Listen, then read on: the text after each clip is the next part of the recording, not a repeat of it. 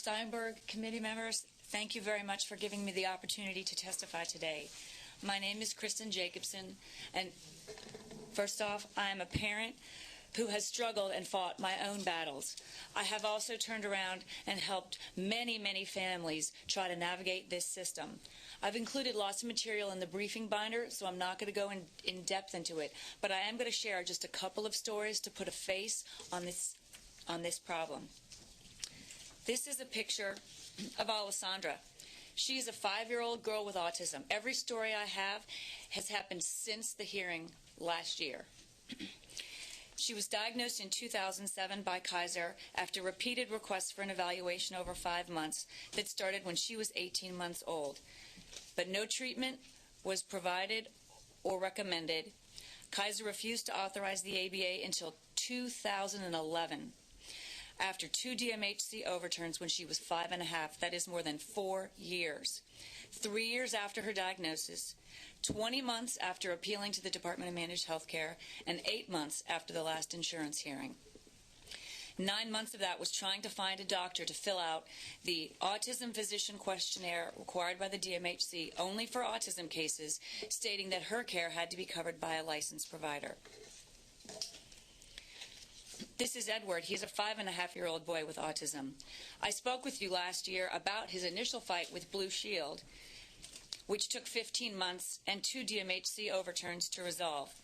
Despite having resolved the coverage issue and the medical necessity issue, since the hearing last June, his treatment has been interrupted twice for 4 new specious reasons, and this family has had to go to IMR 2 more times, and the denial has been overturned 2 more times.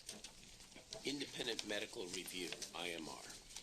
Because the coverage issue was already decided, and so the only thing left was a number of different various medical necessity denials. One was, you've made some progress, you don't need care anymore. The other was, it's educational, and actually they went back to experimental, and they said, well, let's try again with that one.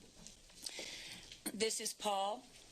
He's a 3.5-year-old boy, and Anthem did almost the same thing to Paul that Blue Shield did to Edward, and they refused to build a network that had a single provider who met their own licensing standards, and it didn't get resolved until his assembly member personally got involved with the DMHC. This is Annie. The DMHC did find her care to be covered through a standard complaint September of 2010, but Blue Shield has refused to comply with this order for more than 6 months. This is Macklin. He's my son, and I help families full-time, and it took me more than 7 months to even get a denial from Blue Shield that I could appeal to the DMHC. Then they changed the denial reason from experimental to a coverage decision so that it would be not go to IMR, and lawyers would decide instead of doctors. Blue Shield ordered the care to be covered. DMHC ordered the care to be covered, but there was no network, and Blue Shield refused to find a network or find a provider. They provided a false authorization which required the provider to attest that 100% of the hours would be provided by a licensed provider, which is an impossibility. And then they denied and misprocessed every claim despite the authorization. This is a picture of the 10,000 kids who have not received any treatment from autism from their insurance.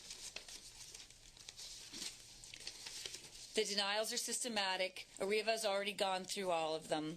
The state spends hundreds of millions of dollars on this. And when you talk about the 3-legged stool with the regional center, the school districts, and the health plans, the stool has fallen over because there is no 3rd leg at all provided by the health plans. So I told you a story of 5 kids that through extraordinary effort were able to get coverage, but the 10,000 or 20,000 or 50,000 who can't are the people that we need today. And I agree with Arriva, we need significant, substantial insurance reform. Thank you.